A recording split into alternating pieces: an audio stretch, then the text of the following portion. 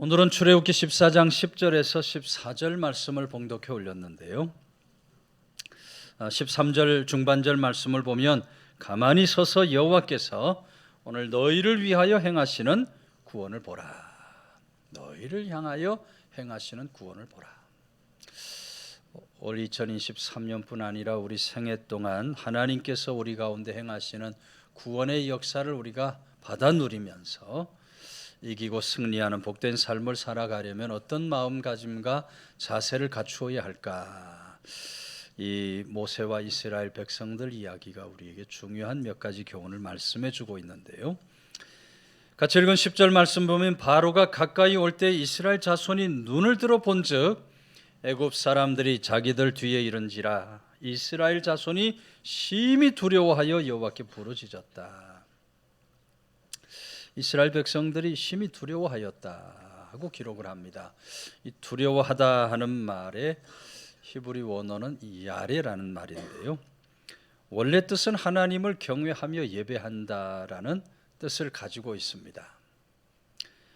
그런데 본문에서는 그냥 겁이 난다는 의미로 쓰여지고 있어요. 겁이 난다.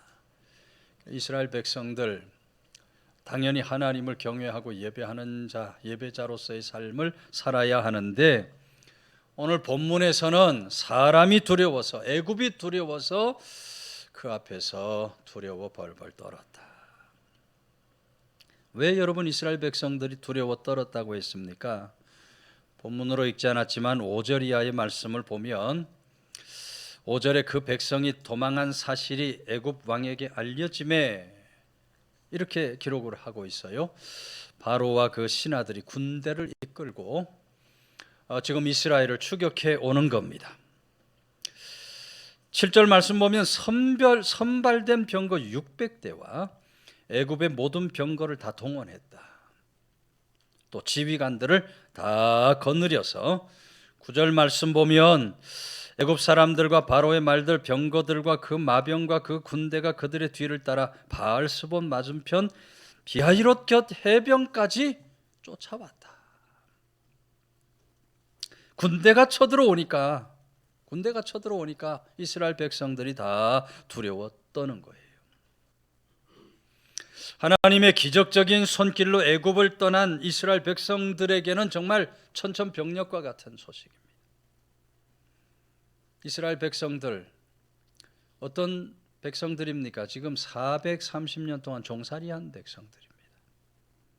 430년 동안 종살이했기 때문에 노예 근성이 그대로 박혀 있어요. 질서도 없고요. 무장되지도 않았고요. 저들이 군사훈련도 전혀 받아본 적이 없습니다. 반대로 애굽의 군대는 특별한 병거가 오고 완전한 무장이 되었고 전쟁에 능한 군대입니다. 그러니까 저들이 그런 애굽의 군대를 바라보며 두려움에 빠진 거예요. 아마 누구라도 그런 상황을 맞으면 두려워 떨게 될 것입니다. 여러분 때때로 믿음이 두려움에 패할 때가 있어요. 믿음이 두려운 마음에 패할 때가 있어요. 언제 그렇습니까? 뜻하지 않는 갑작스러운 위험이 닥칠 때에 이 사람들이 순간적으로 믿음을 잃어버려요. 우리 믿음의 사람들도 갑작스러운 어떤 일을 만나면 순간적으로 믿음을 잃어버리고 두려움에 사로잡혀요. 이스라엘 백성들 10가지 재앙으로 애굽 왕 바로를 굴복시킨 후 모세를 따라 나설 때는 얼마나 당당하게 나왔는지 몰라요. 8절 마지막 말씀 보면 이스라엘 자손이 담대히 나갔습니다. 이제 우리는 자유인이다. 아주 당당하게 그 길을 나올 수 있었어요. 그런데 바로의 군대가 뒤쫓아온다 하니까 저들이 모두 다 두려움에 빠지고 만 것입니다. 여러분 오늘 우리는 이 두려움에 빠지고 두려움에 매이는 어리석음이 절대로 있어서 안 됩니다. 두려움에 빠지고 두려움에 매이는 것은 하나님이 주시는 구원의 은총 속에 이를 수가 없어요. 우리는 두려운 마음이 아니라 담대한 믿음의 마음을 가지고 살아갈 수 있어야 합니다. 하나님을 바라보고 우리가 담대한 믿음을 가지고 살아갈 수 있어야 돼요. 하나님의 약속의 말씀은 두려워하지 말라, 내가 너와 함께 함이니라, 놀라지 말라, 나는 내 하나님이 됨이라. 이 하나님을 우리가 바라보고 이 하나님을 의지하고 이 하나님을 붙들고 이기고 승리하는 그런 믿음 세상을 반드시 살아갈 수 있어야 한다. 어떤 유대인이 하는 일마다 제대로 되지를 않습니다. 그래서 그 지역에 유명하다는 소문이 난 랍비를 찾아갔다 그래요. 랍비에게 가서 제가 계획하는 일들마다 절반도 이 계획대로 잘 되지를 않으니 어떻게 하면 좋을지 모르겠습니다. 좀 지혜를 주시기 바랍니다. 소원하고 계획하는 일들이 절반도 이루어지지 않으니 어떻게 하면 좋습니까? 물으니 랍비가 잠시 생각을 하더니 이렇게 일러줍니다. 뉴욕 타임즈 영감 1970년판 930면을 찾아보세요. 그곳에 원하는 지혜가 적혀 있을 겁니다. 유대인이 집에 돌아오자마자 불이 나게 영감을 구해서 찾아봅니다. 뉴욕 타임즈 1970년판 930편 다 펼쳐서 거기 지혜가 있는가 하고 들여다봤더니 뉴욕 타임즈 1970년판 930면에는 당시 유명한 야구 선수들 타율이 쭉 기록이 되어 있어요. 아니 무슨 타율이 이게 무슨 지혜를 준다고 하는 말인가? 이해가 잘 안 돼서 다시 랍비를 찾아갔어요. 잘못 말해 주신 것 아닙니까?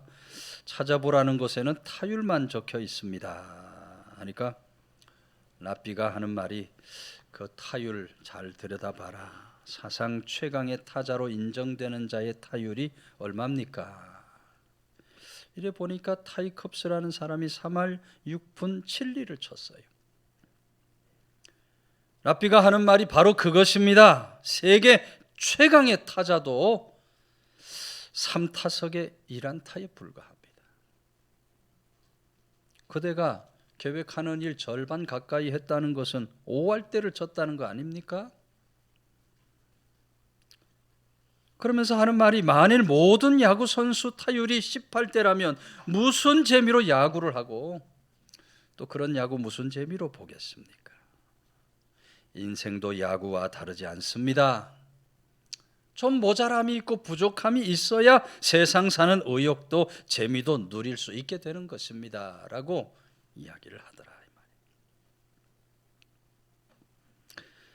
여러분, 성도는 인생이 내 마음대로 뜻대로 되지 않았다고 좌절 절망하면 안 됩니다.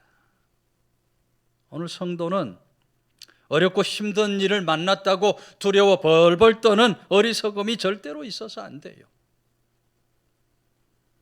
두려워 떨지 않아야 하나님께서 주시는, 하나님이 행하시는 구원의 은총 속에 우리가 살아갈 수 있게 되는 것입니다.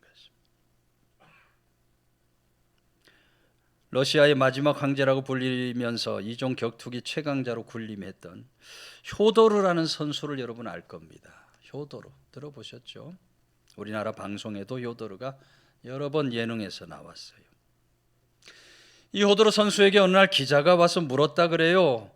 혹시 효도르 당신에게도 세상 무서운 것, 두려운 것이 있습니까? 했더니 효도르가 대답하기를 다른 두려움은 없는데 우리 가족들에게 혹시 무슨 일이 생길까 그게 늘 두렵습니다. 대답을 하더라는 거예요. 이 세상의 강인함의 상징으로 알려진 효도르도 두려움이 있었다 이 말. 두려움이 있었다. 오늘 우리 사는 세상은 두려움이 가득한 세상이에요. 두려워할 일들이 얼마나 많아요. 암과 같은 불치병이 우리를 두렵게 합니다.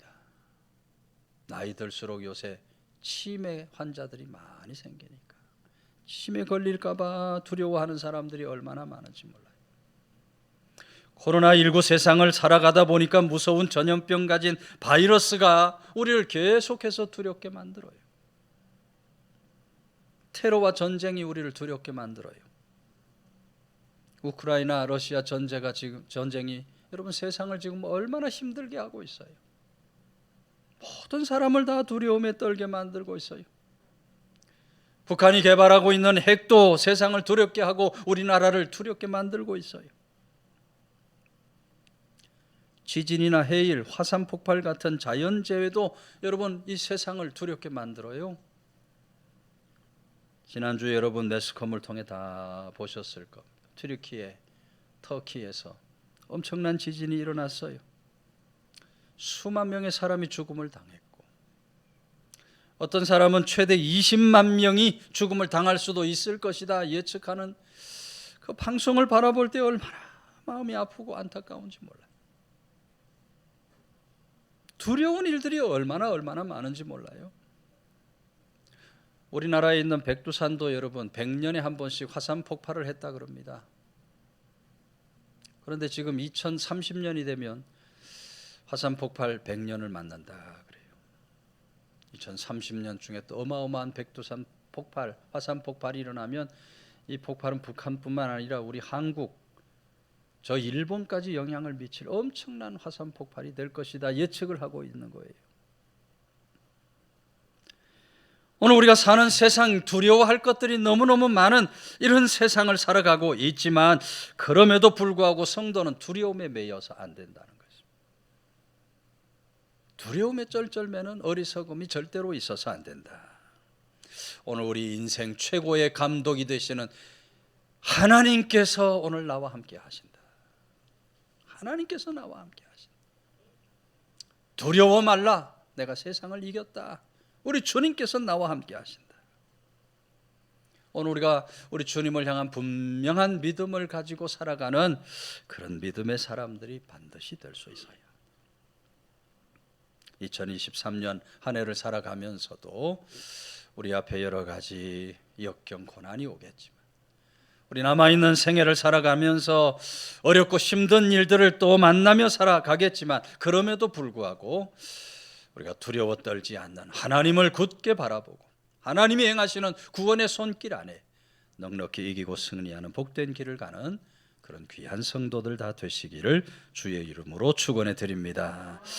11절, 12절 그들이 또 모세에게 이르되 애굽에 매장지가 없어서 당신이 우리를 이끌어내어 이 광야에서 죽게 하느냐 어찌하여 당신이 우리를 애굽에서 이끌어내어 우리에게 이같이 하느냐 우리가 애굽에서 당신에게 이른 말이 이것이 아니냐 이르기를 우리를 내버려 두라. 우리가 애굽 사람을 섬길 것이라 하지 아니하더냐. 애굽 사람을 섬기는 것이 광야에서 죽는 것보다 낫겠노라. 뭐 하고 있는 거예요 지금? 모세를 향해서 원망 불평을 늘어놓고 있는 거예요. 차라리 애굽에 그냥 내버려 두지. 애굽 사람 섬기는 것이 이 광야에서 죽는 것보다 낫지 않겠나. 두려움에 사로잡히니까 이스라엘 백성들이 두려움에 사로잡히니까 이 두려움이 원망 불평으로 나타나게 되는 거예요. 그래서 여러분 두려움에 사로잡히면 우리 생각이 편협해지는 거예요. 두려움에 사로잡히면 우리 시야가 좁아져요. 그래서 두려움에 매인 사람들은 항상 환경을 탓하는 거예요. 환경. 신세를 탓하는 거예요. 신세 타령. 다 두려움에 빠진 사람이 행하는 일들이에요. 두려움에 빠지니까 이런 사람들이 입만 열면 원망 불평을 쏟아놓게 되는 거예요. 여러분 원망 불평은 하나님 보시기에 어리석고 악한 것이에요. 하나님 보시기에 어리석고 악한 것이.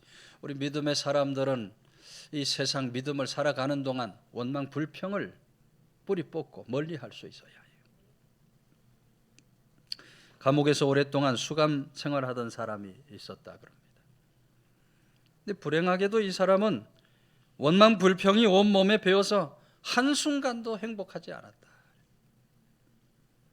마침내 주어진 형기를 다 마치고 감옥에서 나오게 되었는데 감옥에서 나오니까 갈 곳이 없어요. 전과자라는 이유로 아무 데도 이 사람을 받아주지를 않는 겁니다. 이 사람이 곰곰이 생각을 해보는 거예요. 내가 어디 가서 남은 생애를 살까? 생각하다가 저 수도원, 산속 깊은 곳에 있는 수도원에서라면 나를 받아주지 않겠나 이렇게 생각을 하고 하룻길을 걸어서 깊은 산속에 있는 수도원을 찾아 들어갑니다. 수도원장을 만나서 통사정을 하는 거예요. 제가 전과자고 세상에서 어떻게 살아보려고 하는데 받아주는 것이 아무 데도 없고, 그러니 제발 이 수도원에서 저를 받아주시기 바랍니다. 행색이 초라한 이 사람이 너무 가여워져요. 수도원장이 그래요, 갈 곳이 없다는데 우리 수도원에라도 계셔야지요. 이 사람을 받아주면서 수도원장 하는 말이 우리 수도원은 침묵수행을 하는 수도원입니다. 침묵수행. 그러니 침묵수행할 자신이 있으면 우리 수도원에서 사세요. 아니 뭐 말 안 하고 사는 건 뭐 어때, 먹고 재워주면 되지 생각을 하고 이제 사는데, 원장이 하는 말이 침묵수행을 하기는 하지만 5년에 한마디는 하게 해줍니다. 5년 지나면 한마디는 하게 해주니까 5년 지나면서 무슨 말 할까 잘 생각했다가 한마디 하시면 됩니다. 5년 동안 세월이 지나갔어요. 드디어 이제 5년이 되어서 수도원장이 물어요. 한마디 할 수 있는데 자 무슨 말을 하시겠습니까? 그랬더니 5년 만에 이 사람이 내뱉은 말이 잠자리가 너무 불편합니다. 잠자리가 불편했나 봐요. 5년 동안 대답을 해요.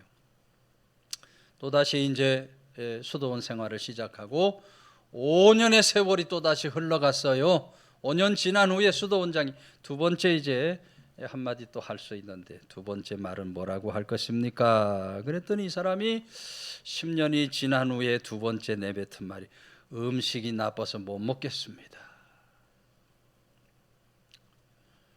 또다시 5년 동안 수도 생활이 시작이 됩니다. 침묵 수도 생활을 하고 이제 드디어 세 번째 말할 기회가 됐어요. 수도원장이 세 번째 말할 기회, 무슨 말을 하겠습니까? 더는 못 살겠습니다. 수도원장이 나가십시오. 당신은 15년 동안 말과 행동이 원망불평밖에 없으니 나가주시기 바랍니다. 수도원조차도 살 수 없는, 쫓겨나는 그런 신세가 되고 말았다. 여러분 무엇을 말해주는 겁니까? 원망불평은 불행 망하는 길을 부르는 거예요. 원망불평은 절대로 하나님의 것이 아닙니다. 어떤 모양으로든 원망과 불평은 하나님의 것이 아니에요. 하나님이 가증히 여기시는 죄악이에요. 원망불평 부르는 자리에 불뱀이 나타나는 것이고, 원망불평하는 이스라엘 백성들 가나안에 들어가지 못하고 모두 다 그곳에서 죽음을 당하는 참담한 최후를 맞게 되었다.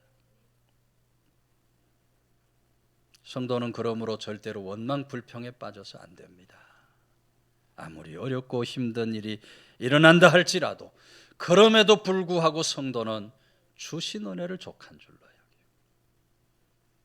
우리 삶 속에서 그럼에도 베풀어 주시는 감사의 조건을 헤아리면서 아침에 눈을 떠도 감사합니다. 감사로 시작. 온종일을 살아가며 하나님 은혜 감사. 저녁에 잠자리에 들면서도 감사합니다.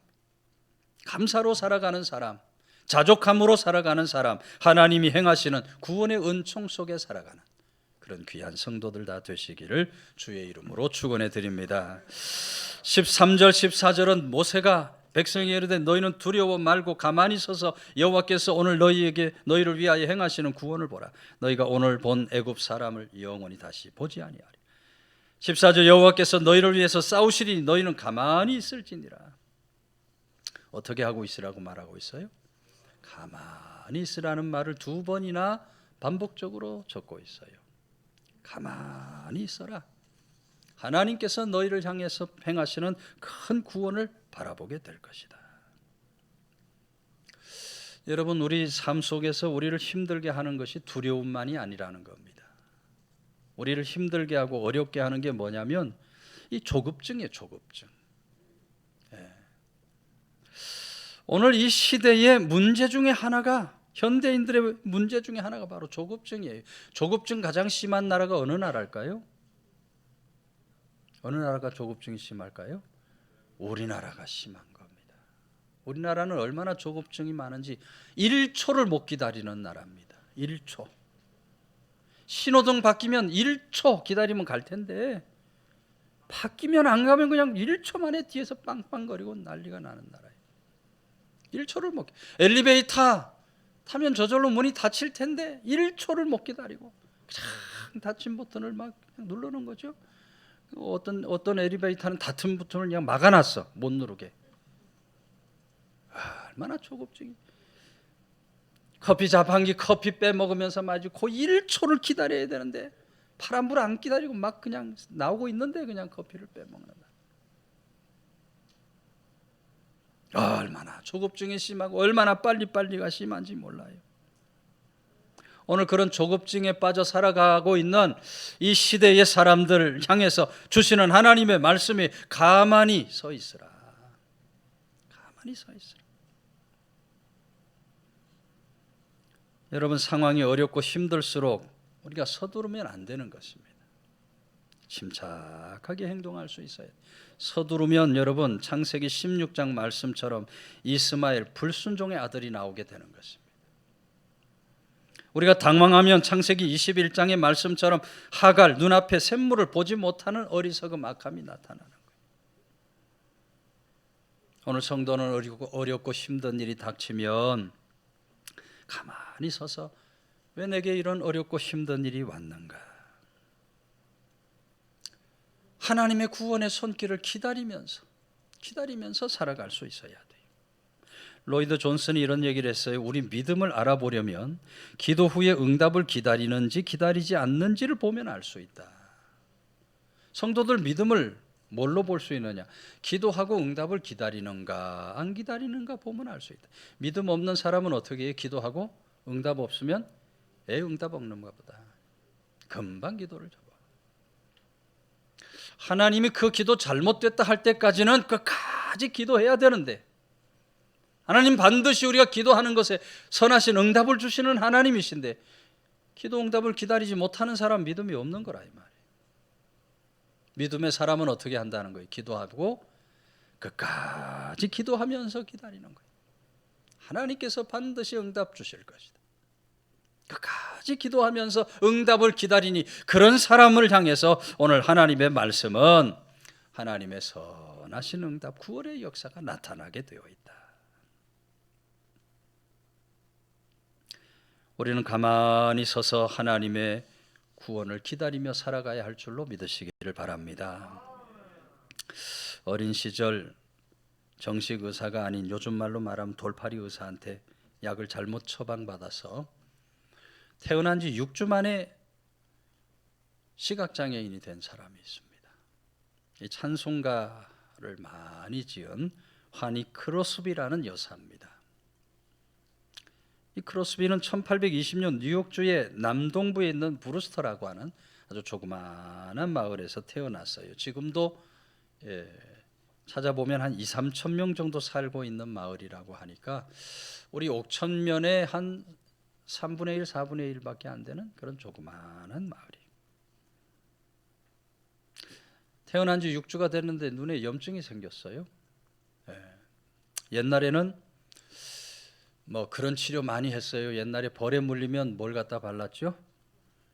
된장 갖다 발랐잖아요. 벌에 물리면. 화상 입으면 어떻게 했어요? 소주를 부어줬어요. 저도 이 팔에 화상을 입었는데 우리 아버지가 여기다 소주를 부어가지고 난 게 아니라 흉터가 돼버렸어요. 여기 나야 되는데 흉터가 남고 말았어요. 옛날 분들 그런 식으로 치료를 많이 했는데 이 아이도 태어난 지 6주 눈에 염증이 생겨서 어떤 약을 발라줬는데 잘못 발라가지고 그만 시각장애인이 되고 만 거예요. 태어난 지 1년이 지나지 않아서 아버지가 세상을 떠나고 맙니다. 그러니 안 못 보는 아이를 엄마가 키우려니 어떻게 해요? 엄마가 파출부를 나가고 크로스비는 할머니 손에서 키워지는 겁니다. 근데 할머니가 얼마나 기도를 열심히 하는 할머니인지 기도의 할머니. 성경 보고 기도하며 어린 시절 할머니 믿음을 보면서 환희 크로스비가 자라나니까 8살 되던 해 앞을 보지 못하지만 8살 때부터 시를 쓰기 시작하는 거예요. 이 아이가. 하나님 말씀을 읽고 암송을 하는데 일주일에 성경을 5장씩 외웠다 그럽니다. 보지 못하지만 할머니가 들려주는 그 성경을 말이죠, 듣고 외우면서 일주일에 성경을 5장씩. 대단한 일이에요. 그런데 그런 할머니가 11살 되던 해 또 세상을 떠나게 되는 거예요. 38살 늦은 나이에 배우자를 만나서 결혼을 합니다. 배우자도, 남편도 역시 시각장애인이에요. 두 사람이 믿음 안에서 만나가지고 가정을 이루고 늦은 나이 아이를 낳았는데 설상가상 그 아이도 태어나 얼마 살지 못하고 세상을 떠나요. 지금까지 세월도 참 말할 수 없는 고난의 세월인데 계속해서 고난이 닥치는 겁니다. 그런데 그런 고난 속에서 크로스비는 절대로 원망 불평을 하지 않았다 그래요. 앞을 못 보는 것만도 원망 불평하며 살 일인데 말이죠, 그런 말할 수 없는 고난 가운데서도 크로스비는 가만히 서서 하나님의 구원을 바라보며 날마다 감사 찬송으로 살아가는 겁니다. 감사 찬송으로 살아가니까 무려 95세까지 살면서 찬송가를 9,000편 이상을 쓰는 거예요. 하나님의 성호에 감사 찬송 부르는 그 찬송가를 9,000편 이상 쓰는 겁니다. 우리 찬송가에도 하니 크로스비가 지은 찬송가가 얼마나 많은지 몰라요.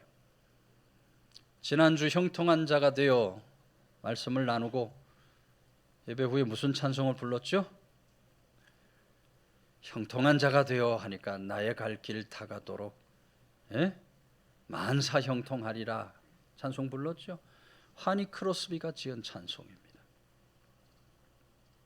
그 외에도 예수로 나의 구주 삼고, 예수가 우리를 부르는 소리, 주의 음성을 내가 들으니, 십자가로 가까이 나를 이끄시고, 찬송 가운데, 우리나라 찬송 가운데 22곡이나 크로스비가 찬송을 지었고, 오늘 예배 후에 부르게 될 오 놀라운 구세주 예수 내주도 역시 크로스비 여사가 만든 찬송이에요.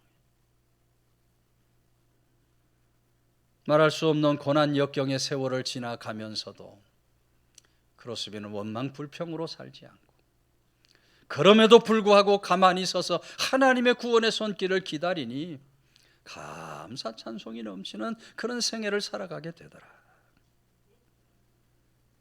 여러분, 오늘 우리 인생길에도 어렵고 힘든 일들이 많이 닥치지만 오늘도 내일도 우리 남아있는 인생 속에 어렵고 힘든 일이 많이 오겠지만 오늘 본문의 모세를 통해 들려주시는 하나님 말씀과 같이 우리가 가만히 서서 하나님의 구원의 손길을 바라보는 사람, 하나님의 주시는 그 구원의 은총으로 넉넉히 이기고 승리하는 복된 길을 가는 성도들 다 되시기를 주의 이름으로 축원해 드립니다.